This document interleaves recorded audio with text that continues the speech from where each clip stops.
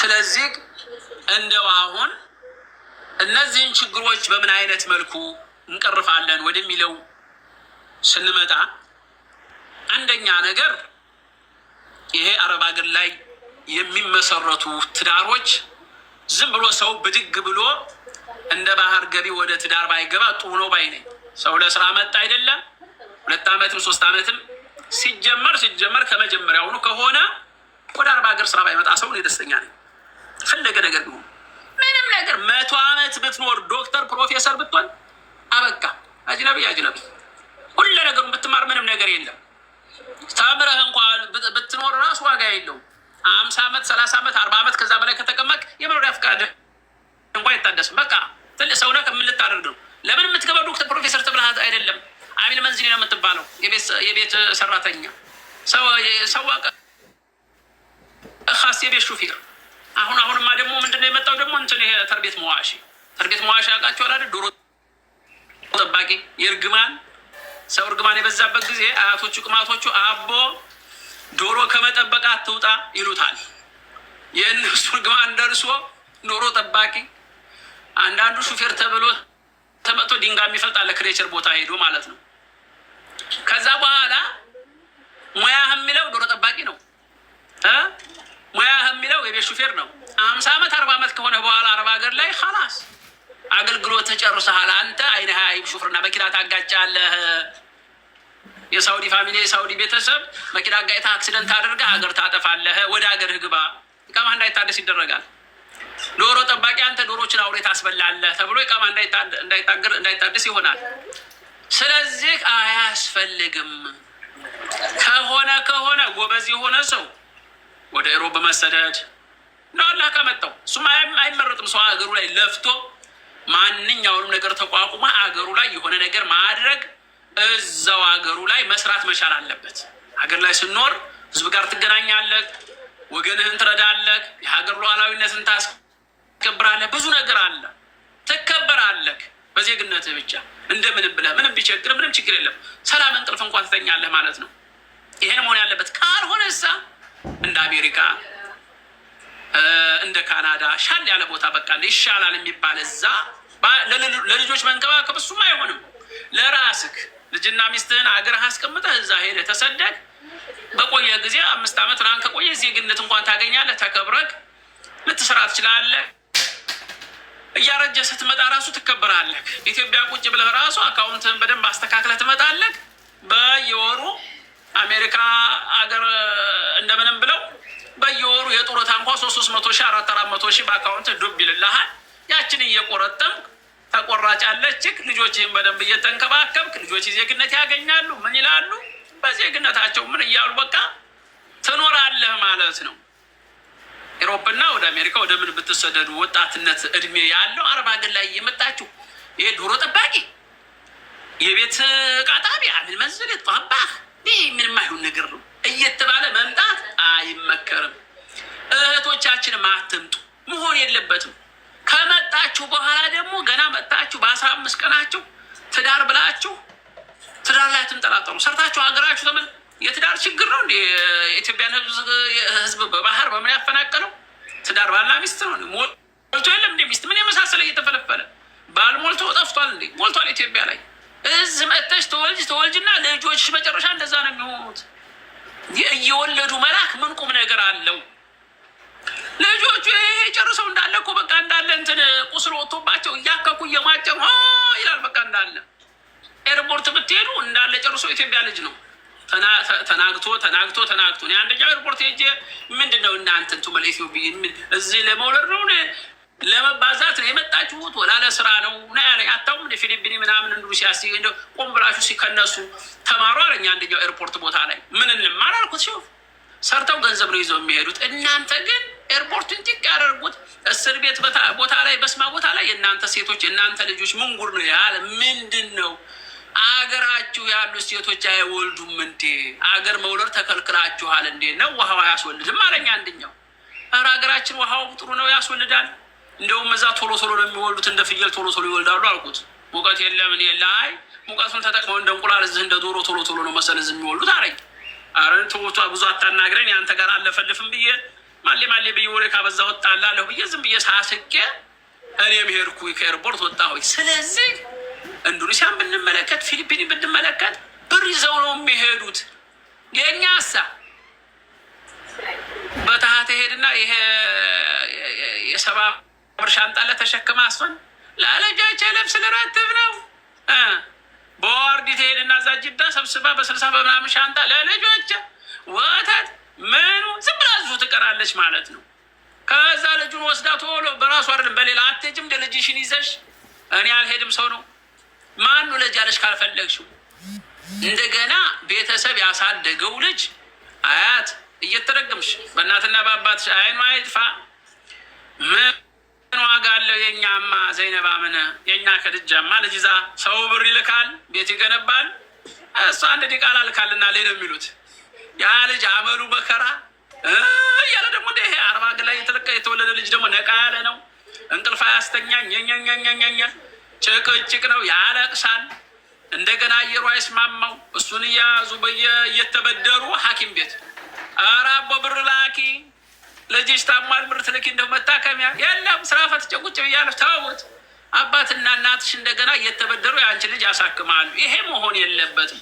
ወበዝ ሆኖ ደግሞ እዚሁ ያስቀመጠ ሰው የመኖሪያ ፍቃድ የለም። ልጆቹ እዛ ላይ የአይምሮ ጭንቀት እያያዛቸው 15 ዓመት 20 ዓመት እንደገና ለሀገሩ ባዳ ለሰው ባዳ ለሀገሩ እንግዳ ሆነው እዛ ተወለደው አያከብራቸው እንደሞኛ አደርጓቸው። እነማፊ ሙሽኪላ ከፍ ሀል ይልሃል። ደግሞ በዛ ላይ ብቅ ሲል የሚያናዱት እኮ ደግሞ እነዛ ነው። ደግሞ እነዛም የሰለጠኑ ሆነው በእነሱ ቤት አረብ ሀገር ላይ ተወርዶ የገባውን ደግሞ ከፍ ሀል ማፊ ሙሽኪላ ከፍ ሀል ይልሃል ማለት ነው። እና ያ ነገር ትክን ያደርጋል። እነዛ ልጆች እየተበሳጩ የመንግስት ተቋም ገብተው ተቀጥረው እንዳይሰሩ አልተማሩ። የሆነ ትምህርት ቤት ገብተው እንዳይማሩ እንዳያስተምሩ ትምህርት የለ። እነዛ ልጆች ምንድን ነው የሚሆኑት? እንዲህ በአሁኑ ሰዓት ላይ እኮ በተለያየ አካባቢ ማንኛውም ሰው ተቸግሮ ባለበት አካባቢ የሆነ ኮሚኒቲ የሆነ ነገር ከፍቶ ልጆቹን ያስተምራል። እነዛ ልጆች ወደ ሀገር ሲገቡ እሱ ቢታመምም ቢሞትም ልጆች ወደ ሀገር ሲገቡ እንግሊዝኛውን፣ አማርኛውን፣ የሀገሪቱን አዳ ባህል ማንኛውንም ነገር ተምረው ይሄዳሉ። አይቸገሩ። በተለይ የኛ ሙስሊሙ የሆነ ጊዜ በቃ ምንም ነገር የለም። ከትምህርት ገበታ ወጣቱ ልጁ ርቆ ይኖራል ማለት ነው። ከዛ በኋላ የሆነ ነገር ሲሆን አይ የኛ ልጆች ለምን መንግስት ተቋም ላይ አልተቀጠሩም? እሺ ፌደራል ፖሊስ ላይ ለምን ልጆች አልተቀጠሩም ትላለህ? መንግስት ተቋም ላይ ልጆች ለምን አልተቀጠሩም ትላለህ? ለምን ሙስሊሞች አልተቀጠሩም? ለምን ሙስሊሞች እዚህ ቦታ ላይ ለምን አይገቡም ትላለህ? ካልተማሩ እንዴት ነው የሚሆነው? እነዚህ ልጆች እኮ ሀገር ትልልቅ ቦታ ላይ ገብተው ሀገራቸውን የሚያገለግሉት ሀገርን የሚጠብቁት በትምህርት ነው። ሀገር የሚመራው በእውቀት ነው፣ በስልጣኔ ነው። ዘመኑ ሰለጠነ። እንደ ድሮ ዝም ብሎ በዱላ በምን በመላ ምናምን አይደለም፣ በመማር ነው። ሰርተፊኬት ከሌለ ካልተማርክ ምን ብሎ መንግስት ተቋም ላይ ምን ብለህ ትቀመጣለህ? እንዲህ ሰው እኮ በቃ እንዳለ እዛ ላይ እንትን ብለህ ኮንትሮልና ሽፍት እንኳን ነክቶ ኮምፒውተር እንደዚሁ ማንቀሳቀስ የማይችል ሰው፣ ኮምፒውተር አብርቶ ማጥፋት የማይችል ሰው እዚህ ቦታ ላይ ለምን አልተቀጠረም? ልጅ ለምን ብዙ እንላለን። አየር መንገድ ላይ አለ፣ የተለያዩ ተቋማቶች ላይ አሉ። ለምን አያካትትም? ህጉ ወደሚለው ስንመጣ እውቀት ያስፈልጋል፣ ትምህርት ያስፈልጋል። እና ዝም ብሎ በመሰለኝና በደሳለኝ የሆነ ተቋም ላይ ገብቶ የመስራት እድሉ አይኖርም። ስለዚህ ልጆችን በትክክል አድርጎ መንከባከብ የማነው ኃላፊነትና? የአባትና የእናት ኃላፊነትና ነው። ትልቁን ኃላፊነትና ትልቁ ሚና እነሱ ናቸው የሚጫወቱት። ዝም ብሎ እንደንትን ፍየል ይመስል ውልድ አድርጎ ዝም ብሎ አራግፎ መሄድ ዋጋ ያስከፍላል። አንደኛ የልጆችን የወደፊት ህይወታቸውን ማጨለም ነው የሚሆነው።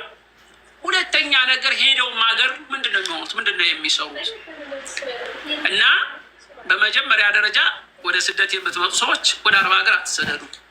ከሆነም ደግሞ 2 ዓመትም 3 ዓመት በመጣችሁበት ዓላማችሁ ጸንታችሁ ርዕዮተ ዓለም ኖሯችሁ ሙስተቅበል ኖሯችሁ አስባችሁ ሰርታችሁ ወደ ሀገራችሁ ተመለሱ። አታግቡ፣ ትዳር አትፈጽሙ፣ ልጅ አታንጠባጥቡ በየቦታው።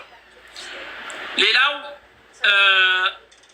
ለተወለዱት ልጆች አሁን ከዚህ በፊት ይህን ከመስማታችን በፊት ለተወለዱት ልጆች ምን አይነት መፍትሄ መደረግ አለበት? አረብ ሀገር ላይ ለሚገኙ ህፃናቶች የትምህርት ዕጣ ፈንታቸው በምን አይነት መልኩ ነው የሚማሩት ወደሚለው ስንመጣ የተለያዩ ኢትዮጵያ ትምህርት ቤቶች ኮሚኒቲዎች ይኖራሉ። ወደዛ አካባቢ እነዚህ ልጆች ቀርበው ለመማር ሲባል ከላይ የሚመጣላቸውን ከውዛረተ ተዕሊም ከትምህርት ሚኒስቴር የሚመጣላቸውን አስተምሮት ማነው እሱ ማስጠንቀቂያ ተከትለው ነው የሚያስተምሩት። ምን አለ ህጋዊ የሆነውን ሰው መኖሪያ ፈቃድ ያለውን ሰው መዝግባቸው አስተምሩ ይባላሉ። ሰዎቹ ሀገር ጋር እኛ ምንድነን? የመኖሪያ ፈቃድ ከሌለን ህገ ወጦች ነን። እነዚህ ልጆች እነዚህ ኢትዮጵያኖች ሰዎች ጋር የመኖሪያ ፈቃድ ከሌላቸው ህገ ወጥ ነው። ህገ ወጥ ወደ ሀገሩ ይሄድ ምን አስቀመጠው ትባላለህ ማለት ነው። እኛ ዘንድሳ በኢትዮጵያኖች ተቋም ዘንድሳ ማንኛውም አጅነብይ ወይንም ደግሞ ማንኛውም ህገ ወጥ የሆነ ኢትዮጵያዊ ሊኖርና አይገባም። ማንኛውም ዜጋችን ልናቅፈው፣ ልንደግፈው፣ ልናስብለት የነዚህ ልጆች የወደፊት ያለመማራቸው ዕጣ ፈንታ ሊያንገበግበን ይችላል። ስለዚህ ትምህርት ሚኒስቴር የራሱ የሆነ ሲስተም አለው። ህጋዊ ካልሆኑ በመኖሪያ ፈቃዳቸው ሲስተም ላይ ገብቶ ነው መማር የሚችሉት። ደረጃቸውም ውጤታቸውም የሚሰጣቸው በዛ ላይ ነው። እንደ ድሮ በወረቀት ሰርዘው የመሐመድን አብደላ የአብደላን ከበደ የከበደን መሐመድ ብለህ ሙላው ምናምን የድብቅብቅ ፈተና ምናምን የለም። አሁን ሁሉ ነገሩ ኦክትሮን የሆነ ማለት ነው፣ ኦንላይን ስለሆነ ማለት ነው የሚረጋገጠው። ነገር ግን የትምህርት ኮሚቴዎች እንዴት አድርገው ነው እነዚህን ልጆች መፍትሄ ሊያደርጉላቸው የሚገባው? እንዴት አድርገው ማስተማር ይቻላል ወደሚባለው ሲመጣ እቤት እንዳይውሉ፣ እንደዚሁ ደግሞ ቤተሰቦቻቸው ይዘዋቸው እስከተመለሱ ድረስ ወደ ኢትዮጵያ እስከገቡ ድረስ የነዚህ ልጆች ዕጣ ፈንታ ተቆላሽቶ እንዳይቀር ቢያንስ የሀገራቸውን እንኳ ቋንቋ መማር መቻል አለባቸው ወደሚለው ስንመጣ በኤምባሲም ሆነ በተለያዩ የስራ ባልደረባዎች ጋር ውይይት አድርጎ እነዚህን ሰነድ አልባ የሆኑ ህፃናቶችን ሲስተም ላይ እንኳን ገብተው ሰርቲፊኬት እንኳን ባይሰጣቸው እንደምንም ብሎ ፍቃድ መማር እንዲችሉ ፍቃድ ከመንግስት እንደምንም ብሎ እንዲፈቀድላቸው ከሀገሪቱ መንግስት ጋር ውይይት አድርጎ ቢያንስ ትምህርት ቤቱ እንኳን ፓስፖርት ያላቸው በፓስፖርታቸው እየተመዘገቡ ገብተው ተምረው እንደምንም ብለው የተለያዩ ነገሮችን የተለያዩ እውቀቶችን እንዲቀስሙ አረብ ሀገር ላይ ያሉ ትምህርት ቤት ላይ የሚሰሩ ኃላፊዎች ከኤምባሲዎች ጋር በመወያየት ይህን ነገር አስበውበት የእነዚህ ልጆች ዕጣ ፈንታ የጨለመው እንደ አዲስ ተስፋቸው ሊለመልም ግድ ይሆናል ባይ ነኝ። ምክንያቱም ያ ካልሆነ አንደኛ ትምህርት ቤቶች የሚከፈቱት ለዜጋው ነው ለዜጋው ነው። ዜጋው ግን ወረቀት የለውም፣ የተለያየ ችግር አለበት ተብሎ በተለያየ ችግር መመዝገብና መማር ካልቻለ ትምህርት ቤቱን ማን ነው የሚማርበት? የሱዳኒ ልጅ፣ የመስሪ ልጅ፣ የሶሪያው፣ የፓኪስታኒው፣ የባንግላዴሹ የተለያየ የኢትዮጵያ ትምህርት በነገራችን ላይ በየቦታው የትምህርት አሰጣጡ በጣም ጥሩ ነው፣ ጠንካራ ነው። ጠንካራነቱንና ጥሩነቱን እያዩ እድሉን የውጭ ዜጋዎች ይጠቀሙበታል። የኢትዮጵያኖች ልጆች ግን ይህን እድል ሳያገኙ ዝም ብለው ቀርተው ቤት ለቤት ይሆኑና በኋላ ላይ